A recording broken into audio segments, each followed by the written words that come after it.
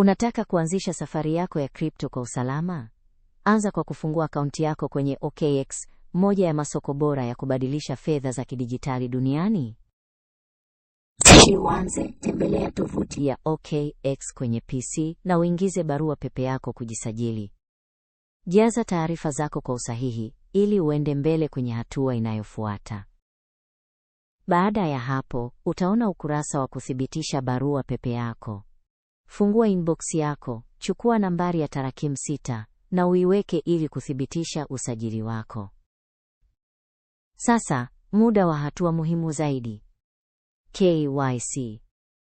Pakia kitambulisho chako rasmi, hakikisha ni picha wazi na inakubalika kama vile kitambulisho cha taifa au pasipoti.